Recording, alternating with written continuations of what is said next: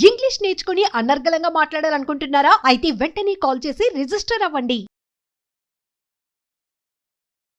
నమస్తే రమ్మగారు. నమస్తే జయ. రమ్మగారు, ఏదైనా జానపద కథ చెప్తారా? చెప్తాను జయ. హడపా చిరంజీవి గారిది ముసుగు వీరుడు. ఓకే. ఈ వీరి పుస్తకాలని క్లాసిక్ బుక్స్ వాళ్ళు ప్రింట్ చేశారు. నేను సింపుల్గా కథ చెప్తాను, మీరు ఎలాబరేట్గా కథ చదవదలుచుకుంటే ఫ్లిప్కార్ట్లో బుక్ చేసుకోవచ్చు. క్లాసిక్ బుక్స్ కోసం ట్రై చేస్తే అక్కడ కూడా మీకు ఇది దొరుకుతుంది, వారి పుస్తకాలు దొరుకుతాయి. ఇది మరి చాలా పెద్ద కథ ఏం కాదు, ఒక్క ఎపిసోడ్లోనే చెప్పేసుకోవచ్చు. ముసుగు వీరుడు. ఓకే. మాళవ రాజ్యానికి రాజు నాగభూపతి అని రాజుగారు. ఆయనకు ఒక కూతురు కూడా ఉంది. అయితే ఈయన ఏంటంటే కొంచెం గట్టివాడు రాజు. కప్పం ఎప్పటికప్పుడు వసూలు అయిపోవాలి. ఊళ్ళో క్షామం ఉంది, వానలు పడ్డాయి, దేశంలో అతి వానలు కురిసి పంటంతా నానిపోయింది. వాళ్ళు ఎక్కడి నుంచి ఇస్తారు? అయినా సరే గట్టిగా వసూలు చేసేస్తాడు. వినడు మాట. ఈయనకి దేవశర్మ అని ఒక మంత్రి ఉన్నాడు. ఈ మంత్రి సలహా చెప్పినా కూడా ఆయన ఏనాడు వినేవాడు కాదు. బాగా ఖజానా నింపేసుకునే గోలన్నమాట. అయితే ఏమైంది, ఈ రాజ్యంలో దొంగలు పడుతున్నారు. ఇది ఎట్లా? ఖజానాకి పడుతోంది గండి. ఖజానాలో దొంగలు పడుతున్నారు. ఎవడో దొంగ ఇక్కడి నుంచి కొట్టుకెళ్ళిపోయి డబ్బు ఖజానాలోంచి వీళ్ళు ఏ ప్రాంతం నుంచి కప్పం తీసుకొచ్చారో ఆ ప్రాంతంలో పనిచేస్తున్నాడు. సూపర్. అయితే మంచి దొంగ. ఈ దొంగ ఇలా దొంగతనం జరుగుతుంది, ఎప్పుడు జరగలేదు, ఇలా కొత్తగా జరుగుతుంది. కాకపోతే ఇతను మంచి దొంగ. ఇతని పేరు ఏంటంటే అగ్నిముఖుడు అనే పేరున్న. అగ్నిముఖుడు వాడి పేరు అవునో కాదో వీళ్ళకి తెలీదు, కానీ వీళ్ళు అలా పెట్టేసుకున్నారు ప్రజలు పేరు. అగ్నిముఖుడు అని పేరు పెట్టుకున్నారు. ఇప్పుడు మనం తుఫాన్లు వస్తాయి, తుఫాన్కో పేరు పెట్టట్లా? అదే కదా. అలాగా ఈ వచ్చేవాడు ఏం చేస్తాడు, వాడు సైనికులు వాళ్ళు ఏదైనా వస్తే పొగొచ్చేలాగా చేస్తాడు. ఏవో బాల్స్ విసురుతాడు, అక్కడ పొగ వస్తుంది, వాళ్ళందరూ పడిపోతారు, వీడు పని చేసుకుంటాడు. పొగ దేని నుంచి వస్తుంది? అగ్ని నుంచే కదా. నిప్పులేందే పొగ రాదు, కాబట్టి అగ్నిముఖుడు అని పేరు పెట్టుకున్నారు. ఓకే. వీళ్ళు కొన్ని ప్రాంతాల్లో కప్పని తీసుకోవద్దు అని వాళ్ళు అడిగారు, కొన్ని ప్రాంతాల వాళ్ళు. అయినా సరే రాజుగారు కప్పాలు లాగేశాడు అక్కడి నుంచి. డబ్బులు లేకపోతే కుదరదని సైనికులను పంపించి కొట్టించి లాగిచ్చి సామాన్లు అమ్మించి మొత్తానికి ఎట్లా కొట్టా డబ్బులు వసూలు చేసేసారు. ఒకరోజు రాత్రి ఖజానాకి చిల్లుబడింది. అతను వచ్చి ఇది పట్టుకుపోయాడు. కరెక్ట్గా చూస్ చేసి ఆ ఊరి పేరు రాసిందే పట్టుకెళ్ళిపోయాడు. ఓకే. అయితే ఇప్పుడు రాజుగారికి చాలా కోపం వచ్చేసింది. ఏమిటి ఇట్లా ఎందుకు ఎలా జరుగుతుంది? ఇప్పటిదాకా అసలు మనం దేశంలోనే దొంగతనాలు లేవు, ఖజానాలో దొంగతనం ఏమిటి, చిన్నతనం, ఎట్లాగైనా వీడిని పట్టాలి. అప్పుడు వీళ్ళు ఒక ప్లాన్ చేశారు. ఏం చేశారు, ఏ ఊళ్ళ నుంచి ఇంకా కప్పాలు రావాలి లెక్క పెట్టారు. ఒక ధవళగిరి, కాంతిగిరి, ఒక 6 ఊళ్ళు. సరే, ధవళగిరి నుంచి బలవంతంగా పట్టుకొచ్చేసేయండి, చూద్దాం వీడేం చేస్తాడు. ఒక ఊరు నుంచి తీసుకొచ్చి పెట్టారు. తీసుకొచ్చి పెడితే ఒక దొంగ, వీళ్ళు చూశారు, అతనికి కాపలా చాలా టైట్ చేశారు. నిండుగా టైట్గా ఉన్న నల్లటి బట్టలు, బలిష్ఠుడైన ఒక యువకుడు ఎవరో గుర్రం మీద వచ్చాడు. గుర్రాన్ని పక్కకి తోలేశాడు, దాని దారిన దాక్కుంది. తన లోపలికి వెళ్తున్నాడు. ఆ ఖజానాకి వెళ్ళే అన్ని మార్గాలు అతనికి తెలుసు. కొంతమంది సైనికుల మీద పడి పట్టుకోబోయారు.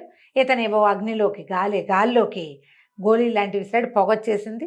దాంతో అందరూ స్పృహ తప్పి పడిపోయారు. లోపలికి వెళ్ళేసి తీసేశాడు ఖజానా. లోపలికి వెళ్ళిపోయాడు. ధవళగిరి డబ్బులు తీసేశాడు. ధవళగిరిలోనే మొత్తం పనిచేశాడు. ఓకే. రాజు పిచ్చి కోపం వచ్చింది. మళ్ళీ ప్రయత్నం చేద్దాం అనుకున్నారు. మళ్ళా ఇంకా కొన్ని ఊళ్ళ నుంచి పట్టుకొచ్చారు. ఈసారి అబ్బాయి ఏం చేశాడు, ఈ కుర్రాడు ఒక పురాతనమైన దేవాలయం, ఆ దేవాలయంలో బోలెడు బొమ్మలు అవి కూడా రాస్తారు. కొన్ని బొమ్మలు పైకి కిందకి కదిపితే ఆ అమ్మవారి విగ్రహం వెనకాల ద్వారం తెరుచుకుంటుంది. అది కరెక్ట్గా ఖజానా దగ్గరికి వెళ్ళిపోతుంది. అక్కడికి వెళ్ళిపోతాడు. వెళ్ళిపోయి డబ్బు భుజాన్ని వేసుకుంటాడు. అదంటే అంటే వీడికి లింక్స్ అన్ని తెలుసు, వాడికి తెలుసు. వాడికి ఎట్లా తెలుసు అనేది ఎవరికీ తెలియదు. పట్టుకొచ్చేస్తాడు. అయితే తిరిగి వస్తుంటే అతను అంతఃపురం వైపు నుంచి వస్తాడు. అంతఃపురంలో రాజకుమారి కూతురు మెలకుగా ఉంటుంది. అమ్మాయి, నువ్వు ఫలానా వాడివైనా దొంగవైనా అని కనుక్కుని నేను నిన్ను చూశాను, నాతో యుద్ధం చేసి గెలిచి వెళ్ళాలి నువ్వు ఇక్కడి నుంచి అని లాఘవంగా కత్తి తీసేసరికల్లా యువరాణి పేరు స్వప్నమాల. ఆ స్వప్నమాల ఇతను యుద్ధం చేస్తారు. ఆ వచ్చిన అగ్నిముఖుడు స్వప్నమాల ఇద్దరు యుద్ధం చేస్తారు. చివరికి స్వప్నమాల కత్తి వదిలిపెట్టేస్తుంది. అతను సంచి డబ్బులు మూట పుచ్చుకుని వెళ్ళిపోతాడు. కాకపోతే ముసుగు తీసేస్తాడు. ముసుగేసుకుని ఉన్నావని ఎక్కిరిస్తుంది. ముసుగు తీసేస్తాడు. ఒకళ్ళనొకళ్ళు చూసుకుంటారు. ఆ అమ్మాయికి 19 ఏళ్ళు ఉంటాయి, అతనికి ఒక 25 ఏళ్ల లోప వయసు ఉంటుంది. 25 ఏళ్ళు కూడా లేవు. ఆ ఏజ్లో ఉన్న వాళ్ళు ఒకళ్ళ సత్తా ఒకళ్ళు చూసేసరికల్లా సహజంగానే ఒకళ్ళ మీద ఒకళ్ళకి ఆసక్తి ఏర్పడుతుంది. వీడు దొంగ, దోపిడీకారుడు, ఇంత చక్కగా ఎలా ఉన్నాడు అనిపిస్తుంది అమ్మాయికి. ఈ అమ్మాయి ఇంత నాజుగ్గా ఉంది, చక్కగా నాజుగ్గా తెల్లగా పింగాణి బొమ్మలే ఉన్న అమ్మాయి ఎంత లాఘవంగా ఇంత బదులైన వాడిని కూడా ఓడించడానికి ప్రయత్నం చేస్తుంది. నా వల్ల కాదని భయపడకుండా ఆ అమ్మాయిలో ఉన్న లాఘవము సౌందర్యము అబ్బాయిని ఆకర్షిస్తుంది. మర్నాడు పొద్దున రాజు ఆశ్చర్యపోతాడు, ఎంత ప్రమాదం అమ్మా, ఎట్లా చేసావు ఈ పని నువ్వు అంటే, ఎవరు చూశారు నేను యుద్ధం చేయటం అంటూ. కొంతమంది సైనికులు చూశారు, వాళ్ళ యుద్ధం జరుగుతున్న ఈ కత్తి యుద్ధం ద్వంద్వ యుద్ధం జరుగుతుంటే బెదిరి భయపడి మీ దగ్గరికి రాకుండా ఆగారు. 5-6 సైనికులు నిలబడి చూశారు మీ ఇద్దరు యుద్ధం చేయటం. ఎంత ప్రమాదకరమైన పని చేసావు అంటే ఈ అమ్మాయి చెప్పింది, చాలా లాఘం ఉన్నవాడు అతను, చాలా గట్టివాడు యుద్ధంలో, కానీ మొహం చూసినా కూడా చూశానన్న హింట్ మాత్రం ఆ అమ్మాయి ఇవ్వల.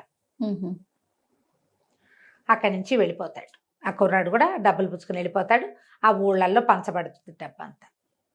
అయితే ఇతను ఒక గుహలో ఉంటాడు, అతని నివాసం. ఆ గుహ దగ్గరికి వెళ్ళేసరికల్లా అతని తండ్రి లేచి వస్తాడు. తండ్రి ఉంటాడు, తండ్రి మెచ్చుకుంటాడు అనమాట కొడుకుని. వీడి పేరు ఏంటంటే విక్రముడు. విక్రమ్, చాలా మంచి పని చేస్తున్నావు, ఇవన్నీ కరెక్ట్గా ఏ ఊరికి అందించాల్సిన డబ్బులు ఆ ఊరికి అందించేసావా అని మాట్లాడుతూ నీకు ఒక రహస్యం చెప్పాలి అని చెప్తాడు. ఏ లక్ష్యంతోటి నేను ఇక్కడ ఇంత చీకట్లో ఈ రకంగా నివసిస్తున్నానో ఆ లక్ష్యాన్ని నువ్వు తప్పకుండా నెరవేర్చగలవు నాయన. రుద్రసేనుడు ఆయన పేరు, ఈ విక్రమ్ వాళ్ళ నాన్న పేరు అని చెప్తే, ఏమిటి రహస్యం ఏంటంటే, పూర్వం ఈ మాళవ రాజ్యానికి జయభూపతి అని ఒక రాజుగారు. ఓకే. పూర్వం ఈ మాళవ రాజ్యానికి చంద్రశేఖరుడు అనే ప్రభు ఉండేవాడు. నేను ఆయనకి అంగరక్షకుడిగా పనిచేసేవాడిని. ఆయనకు ఒక కుమారుడు ఉన్నాడు, కీర్తివర్మని. నీకంటే ఒక 4 సంవత్సరాలు పెద్దవాడు. మహారాణి నిండు గర్భవతిగా ఉన్నప్పుడు ఈ నాగభూపతి ఇప్పుడు రాజుగా ఉన్న ఆయన దగ్గర సర్వసైన్యాధ్యక్షుడు. ఓహో. ఎలాగైనా రాజుని పడగొట్టి రాజ్యాన్ని చేజెక్కించుకోవాలని ప్రయత్నం చేసి ఒక కల్లోలాన్ని సృష్టించి ఆయన మీదకి ఉసుకొల్పాడు కొంతమందిని. ఈ సందట్లో రాజుగారు మరణించాడు. రాజుని రాజకుమారుణ్ణి ఇద్దరిని సంహరించేందుకు ప్రయత్నం జరిగింది. ప్రయత్నంలో రాజుగారు మరణించాడు, రాకుమారుడు తప్పించుకున్నాడు. ఈ అబ్బాయి, ఇతనికి ఒక 4-5 సంవత్సరాల వయసు, ఆ అబ్బాయికి 8-9 సంవత్సరాల వయసు. నా కీర్తివర్మ 4 ఏళ్ళు పెద్దవాడు నీకంటే. యువరాణి మహారాణి కూడా గర్భాలసతోటి పారిపోయింది. ఆమె కని మరణించింది. ఆ శిశువుని ఒక చెలికత్తకి, ఒక పరిచారికకి అప్పచెప్పింది. నేను రాజుగారి వెంబడబడి ఈ సైనికులు వస్తుంటే ఆయన వెనకాల పడి నేను వెళ్ళాను. ఆయన మరణించి నా కొడుకుని రక్షించు, కూతురు సంతానం ఎవరు పుడతారో వాళ్ళని రక్షించు, రాజ్యం జాగ్రత్త అని నాకు అప్పచెప్పి ఆయన మరణించాడు. నేను తిరిగి వచ్చే లోపల మీ అమ్మని చంపేసి నిన్ను కూడా చంపడానికి ప్రయత్నం చేశారు. ఇన్ని జరిగిపోయినాయి అనమాట. రాజుకి బాగా సన్నిహితుడైన రుద్రసేనుడి తాలూకు భార్యని పిల్లాన్ని కూడా చేసేశారు. అయితే ఇప్పుడు మంత్రిగా ఉన్న ఈయనే ఏదో వారి శర్మ, ఆయన పేరు దేవశర్మ గారు. ఆయన ఏం చేశాడంటే, మీ అమ్మ చనిపోయినా నిన్ను తప్పించి దాచిపెట్టాడు. మంచి ఆయన. నేను తిరిగి వచ్చాక పిల్లవాడిని నిన్ను నాకు అప్పచెప్పాడు. నేనేమో ఈ కీర్తివర్మని తప్పించాను. ఈ తప్పించిన కీర్తివర్మని రత్నాల వ్యాపారి, నాకు పురాతన స్నేహితుడైన ఒక ఆయన దగ్గర పిల్లవాడిని అప్పచెప్పారు. రాచ విద్యలు నేర్చుకుంటూ ఆయన దగ్గర పెరుగుతున్నాడు, ఆయన దగ్గరే ఉన్నాడు. అయితే కుర్రాడు అడిగాడు, యువరాణి మరి మహారాణి ప్రసవించింది కదా, ఏం శిశువు కలిగిందంటే ఆడ శిశువే కలిగింది, మరి అమ్మాయి ఎక్కడుంది అన్నాడు. ఎక్కడో ఉంది, అది రహస్యం, ఇప్పుడు నేను నీకు చెప్పను అన్నాడు. శిశువు ఉంది, నీకు చెప్పను, కీర్తివర్మన్ మాత్రం మనం కలుద్దాం. అక్కడి నుంచి కొద్ది రోజులకి ఇలాగే హడావిడిగా నడుస్తూనే ఉంది. వాళ్ళు కప్పాలు వసూలు చేస్తున్నారు, ఈ అబ్బాయి ఏమో వెళ్ళి వాటి పట్టుకొచ్చేస్తున్నాడు. ఏ రకంగా అయినా సరే తప్పించేసుకుంటాడు, దొరకడు. వాడికి వచ్చిన విద్యలు అన్నీ, అదేదో మంత్ర విద్య వచ్చు, కనపడినట్టే కనపడతాడు, మాయమైపోతాడు. ఓకే. ఇలాగే చెప్పుకుంటున్నారు. సరే, కీర్తివర్మ వజ్రాల వ్యాపారి ఈయన స్నేహితుడు, తర్వాత రుద్రసేనుడు, విక్రముడు నలుగురు కలిసి కూర్చుని మాట్లాడుకుని మన రాజ్యాన్ని మనం వెనక్కి తీసుకోవటం ఎట్లా. కీర్తిసేనుడు అన్నాడు, నేను ఎప్పుడే నాగభూపతిని సంహరిస్తానంటే అదంత సులువు కాదు. నిదానంగా ఇప్పుడు మన ఎంతమంది ఉన్నారు ప్రజల్లో, మన వైపు ఎంతమంది ఉన్నారు. పాత రాజు మీద ఆకాంక్ష ఉన్నవాళ్ళు, యువరాజు బతికే ఉన్నాడా లేడా అని దిగులు పడేవాళ్ళు, చాలా ఉండదు. ఉంటారు ఖచ్చితంగా. ఉంటారు. ఉంటారు. పాత రాజుకి ఆంతరంగికులు ఉంటారు, విశ్వాసపాత్రులు ఉంటారు, నమ్మకస్తులు ఉంటారు బొళ్ళత మంది. వీళ్ళలో ఇప్పుడు ఈ ఉన్న సైన్యంలో, తర్వాత ఉన్న అధికారుల్లో మన వాళ్ళు ఎంతమందో ఒకళ్ళతో మాట్లాడుకుని వాళ్ళందరినీ మెల్లిగా మన వైపు తిప్పుకుంటే అప్పుడు తక్కువ సైన్యంతో మనం నాగభూపతిని జయించవచ్చు. ఓ అయితే ఇప్పుడు సరే మాట్లాడుకున్న తర్వాత ఎవరి దారిని వాళ్ళు డిస్పర్స్ అయిపోతారు. ఈ విక్రముడు, ఈ అగ్నిముఖుడు పేరున్న విక్రముడు అప్పుడప్పుడు అంతఃపురంలోకి వెళ్ళొస్తూనే ఉన్నాడు యువరాణి కోసం. వీళ్ళిద్దరు కలుసుకోవడం, కబుర్లు చెప్పుకోవడం వచ్చేసింది బాగా. అయితే ఒక గూఢచారి ఒకడు చూసి యువరాణి ఈ అబ్బాయి కలుసుకుంటున్నారు అనే సంగతి రాజుకు అప్పచెప్పేశారు. రాజుకు అప్పచెప్పి యువరాణి కోసం వచ్చినప్పుడే ఏదన్నా గట్టిగా పట్టేసుకుందాం అనుకున్నారు, పట్టుకోవాలనుకున్నారు. వీళ్ళ ప్లాన్ కూడా దానికి తగినట్టుగానే ఉంది. సరే కొద్ది రోజులు గడిచేసరి కల్లా ఒకనాటి రాత్రి యువరాణిని కలవడానికి ఇతను వస్తే అంతఃపురం 4 పక్కలా బంధించేసి ఏ పక్క నుంచి పోతుటే కూడా బయటికి వెళ్ళనివ్వకుండా చేసేసి పట్టేశారు. పట్టేసి రాజ్యసభకి తీసుకొచ్చారు. రాజ్యసభకి తీసుకొస్తే సరే సభలో నుంచోబెట్టారు. మరణశిక్ష వేస్తానంటాడు అతను రాజు. తల్లి బతిమలాడుతుంది కూతురు, నేను ప్రేమిస్తున్నాను ఇతన్ని, దొంగతనం చేశాడు కానీ సొంతానికి వాడుకోలేదు, ఎక్కడికక్కడ పంచిపెట్టాడు, నువ్వే ఎందుకు ఆ పని చేయలేదు, ప్రజలకు ఇబ్బందులు, నువ్వెందుకు కప్పం వదిలిపెట్టలా, అదంతా రాజకీయం, నువ్వు మాట్లాడద్దంటాడు తండ్రి. రాజకీయం పనికి ఒక పద్ధతి ఉంటుంది, మా పద్ధతి ప్రకారం మేము చేస్తానికి నువ్వు చెప్పొద్దంటాడు. ఈ పిల్ల బతిమలాడుకుంటుంది, తల్లిని తెగ బతిమలాడినా తల్లి ఏమీ చెప్పలేకపోతుంది. మరణశిక్ష ఖరారు. సరే మరణశిక్ష వేస్తామన్నారు. అన్నాక ఇతని మధ్యలో నుంచోబెట్టేశారు కల్లా ఒక రకమైన టెన్స్ డెవలప్ అయింది. ఈ అగ్నిముఖుడి మీద రాజకుమార్తెతోటి కలుస్తున్నాడు, చేస్తున్నాడు అనేది ఒక చెడ్డ పేరుంది. కానీ వీడికి ఎంత మంచి పేరుంది ప్రజల్లో. అందరికి కొంతకాలంగా వాడు ప్రతి ఊళ్ళోనూ ఆరాధ్య దైవంగా ఉన్నాడు అతను. అంతే, ప్రతి ఊళ్ళోనూ ఈ కప్పం కట్టలేక బాధపడే ప్రతి వాడికి వీడే కల్పవృక్షం. అంతే. ఎవరికి సంతోషంగా ఉంటుంది? యువరాణి అంతఃపురంలోకి జొరబడ్డాడు అనగానే ఒక టెంపర్, మన ఆడపిల్లల మీదకి వచ్చారంటే ఒక కోపం రావాలి సహజంగా. ఇక్కడ అట్లా రావటల్లా. అందరికి ఒక సాఫ్ట్ కార్నరే ఉంటుంది ప్రతి వాళ్ళకి. కొంతమంది అతని పక్షం వహించుతున్నారు కానీ ఇక్కడ ఏం అవటం లేదు. దాంతో రాజేమన్నాడు, గట్టిగా ఘోషణ చేశాడు, నువ్వు నా డబ్బుని నువ్వు పంచిపెట్టి, నీ డబ్బు ఎట్లా అవుతుంది అంటాడు ఈ అబ్బాయి. శిస్తు కదా, శిస్తు అది. నీ అంతటి నువ్వు వదిలిపెట్టవలసిన డబ్బు నువ్వు వదలకుండా తీసుకొచ్చావు. నువ్వు డబ్బంతా లోపల దాచుకుంటే నువ్వు ఇంకా రాజ్యం చేసేదేమిటి? అది నువ్వు సంపాదించింది కాదు, వాళ్ళు కష్టపడింది. డబ్బును అందుకు పంచిపెట్టాను, అయినా నువ్వు నాకు శిక్ష వేసేదేం లేదు, నన్ను ఎవరు పట్టుకోలేదు, నేనే పట్టుబడ్డాను అనేసరికి రాజు ఆశ్చర్యపడ్డాడు. నువ్వు పట్టుబడ్డం ఏంటి? మేము ఇంత ప్రయత్నం చేశాను. ఏమీ ప్రయత్నం చేయలేదు, మీ ప్రయత్నం అంతా నేను చేయించింది, నేను ఒప్పుకున్నాను కాబట్టి అని ఈ గొలుసులు వేసి పట్టుకున్నారు. ఆ గొలుసులు చేతపుచ్చుకుని దగ్గరికి లాగితే గట్టిగా లాగేశాడు. అటు ఇటు నిలబడిన సైనికులు ఒకళ్ళకొకళ్ళు గుద్దుకుని గొలుసులు వదిలిపోయినాయి. అయ్యో. ఆ కింద పడిపోయిన సైనికులు పైకి లేచేసరికల్లా ఒక 5-6 సైనికులు వాళ్ళ కత్తులు అడ్డం పెట్టేశారు. రాజుకు అర్థం కాల, మన సైనికులకి కత్తులు చూపిస్తున్నారేమిటి? అక్కడ వేరే ఎవడూ లేడు, ఉన్నదంతా వీళ్ళదే రాజ్యం. అదేగా, వీళ్ళ రాజ్యంలోనే వీళ్ళ సైనికులే వీళ్ళకి అగ్నిముఖుడిని పట్టుకున్న వాళ్ళని ఆపేందుకు ఒక డజన్ మంది తయారయ్యారు. ఏం జరుగుతుంది ఇక్కడ అని పెద్ద కేకలు పెట్టాడు, పెద్దగా అరిచాడు. ఏం జరుగుతుందంటే దేవశర్మ కూడా అర్థం కావట్లేదు. ఆయన మంచివాడే మంత్రిగా, కానీ భయస్థుడు సహజంగా. అది ఆయన ఏం చేశాడు, రాకుమార్తెని డెలివరీ అవుతున్న మహారాణి పారిపోయేందుకు సహాయం చేశాడు. ఈ చనిపోతున్న విక్రముడి తల్లిని చనిపోనిచ్చిన పిల్లాన్ని ఎత్తుకుని పారిపోయి అతను మళ్ళీ రుద్రసేనుడికి అప్పచెప్పాడు. కానీ ఈ రాజుతో పాటే నాగభూపతితో పాటే ఉండిపోయాడు. ఆయనకి అర్థం కాల ఏం జరుగుతుంది అంటే ఈ చుట్టూతో ఉన్న మొత్తం సభాజనంలోంచి సగం మంది కత్తులు చేసి లేచేశారు. కూర్చున్న వాళ్ళ మీద కత్తులు చూపించేశారు. చేసేసరికి జనాల మధ్యలోంచి రుద్రసేనుడు బయటకు వచ్చాడు.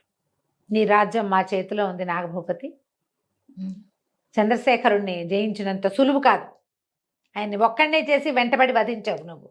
ఇప్పుడు నిన్ను వధించడానికి ఇంతమంది ఉన్నారు, నీ సైన్యమే, నువ్వు పోషించిన వాళ్ళే. తన రాజ్యాన్ని హస్తగతం చేసుకోవడానికి చంద్రశేఖరుడి కుమారుడు కూడా ఇక్కడే ఉన్నాడని అప్పటిదాకా ఇలా తలకి ఇట్లా ముసుగేసుకుని ఉన్న కీర్తివర్మ ముసుగు తీసేసరికల్లా ఈ ప్రజలు చాలా మంది నుంచున్నారు తీర్పులు వినడానికి. అందరూ ఆశ్చర్యపోయారు. డిట్టో వాళ్ళ నాన్నలాగా ఉన్నాడు ఆ అబ్బాయి. ఒక 20 ఏళ్ల క్రితం సంహరించబడిన మహారాజు మళ్ళీ వచ్చి బతికొచ్చినట్టుగా కనపడింది. పెద్ద పెద్ద చంద్రశేఖర్ మహారాజుకి జై జై అని కేకలు పెట్టారు. కేకలు పెట్టేసరికల్లా ఆయనకి పిచ్చి కోపం వచ్చింది. కానీ కదలటానికి వీల్లేదు. వాళ్ళంతమంది సైనికులు ఈయన చుట్టూతా మోహరించున్నాళ్ళు. కదిలితే తగులుతుంది. పిరికి పందలు నా వెనకాల బోళ్ళంత చేశారు, నీకు అంత ధైర్యం ఉంటే నువ్వు నాతో పోరాడు, అది ఇదే అని గట్టిగా అరిచాడు. అరిస్తే ఇతను అన్నాడు, రుద్రసేనుడు, నీతో పోరాడాల్సిన అవసరం లేదు నాకు. నువ్వు ఎవరిని బంధించావో వాడితో పోరాడు. నా కొడుకు, నేను పెంచిన కుమారుడు, నీ కొడుకుని నేను ఆనాడే చంపేసంటే నువ్వు చంపలేవు కూడా. ఆ రోజే నా కొడుకుని నేను తేజికిచ్చుకున్నాను. నా దగ్గరకు వచ్చేసాడు. యువరాజు కీర్తివర్మని నేను రక్షించి కాపాడి పెంచాను. వీళ్ళిద్దరు ఉన్నారు, నువ్వు వీడితో యుద్ధం చేయి చాలు అనేసరికల్ చేరో కత్తి పుచ్చుకున్నారు. చేశారు. యుద్ధం చేశారు. యుద్ధం చేస్తే బాగా గట్టి దెబ్బ తగిలి రాజు కాస్త పడిపోయాడు. అప్పుడు ఈయన చెప్పాడు రుద్రసేనుడు, నీకు ఇంకొక ప్రత్యేకమైన విషయం చెప్తాను. మహారాణి ప్రసవిస్తే మరణించింది. మహారాణికి పుట్టిన కుమార్తె యువరాణి స్వప్నమాలగా నీ దగ్గరుంది. ఓహో. ఆ స్వప్నమాల నీ కూతురు కాదు, నీ భార్య అప్పుడే మగపిల్లవాడిని ప్రసవించి పిల్లవాడు ఏమనాలి నన్ను స్టిల్ బర్త్ బేబీ మృత శిశువుని ప్రసవించింది. ఈ ప్రసవం చేసిన మంత్రసాని నా స్నేహితుడి భార్య. మృత శిశువుని పాతిపెట్టి మహారాణి కన్నా స్వప్నమాలని నీ దగ్గరికి చేర్చాం. ఇన్నాళ్ళు నువ్వు ఎవరిని సంహరించావో అతని కూతుర్ని పెంచావు. స్వప్నమాల వలవల ఏడవటం మొదలుపెట్టింది. అమ్మాయి మరి రాజకుమార్తె అన్నయ్య కేసు చూసింది. అన్నయ్య సంతోషంగా చూసినట్టు చెల్లెలు బతికే ఉందని ఈ రహస్యం చెప్పలేదు. స్వప్నమాలే యువరాణి అనే విషయం ఆయన ముందు చెప్పల. అక్కడి నుంచి పరిగెత్తుకొచ్చింది దగ్గరికి. ఈయనేమో నాగభూపతి మరణించాడు కత్తిపోట్లకి. మరణించేసరికి తల్లిని కావలించుకుని ఏడ్చింది. ఇప్పుడు ఏం చేయాలి, ఆయన పెంచిన తండ్రి చాలా ప్రేమగానే పెంచుతారు కదా సొంత పిల్లలు అనుకుంటే. ప్రజలందరూ జయ జయధ్వానాలు చేశారు. ఈ నాగభూపతికి అంత్యక్రియలు చేసి తర్వాత ఈ ఎవరైతే వజ్రాల వ్యాపారి కీర్తివర్మని పెంచాడో ఆయన కూతుర్ని పెళ్లి చేసుకున్నాడు కీర్తివర్మ. రాజ్యానికి రాజు అయ్యాడు. సర్వసైన్యాధ్యక్షుడు ఈ అగ్నిముఖుడు అని పేరున్న విక్రముణ్ణి సైన్యాధ్యక్షుడిని చేసి యువరాణిని అతనికి ఇచ్చి వివాహం చేశారు. తర్వాత ఈ ముసుగు వీరుడు కొంతకాలం 1-2 ఏళ్ల పాటు ఇక్కడ చిన్నంగా తిరిగి దేశంలో చాలా ఊళ్ళని సంరక్షించాడు. ఆ ఊళ్ళ సంరక్షణ అంతా సజావుగా జరిగేలాగా ఈయనతోటి కలిసి తన తండ్రి మంత్రి సహాయంతో వీళ్ళిద్దరూ సుభిక్షంగా రాజ్యం ఉండేలాగా కాపాడుకున్నారు. కథ కంచికి మనం ఇంటికి. తప్పకుండా. చాలా బాగుందండి. నమస్తే. నమస్తే.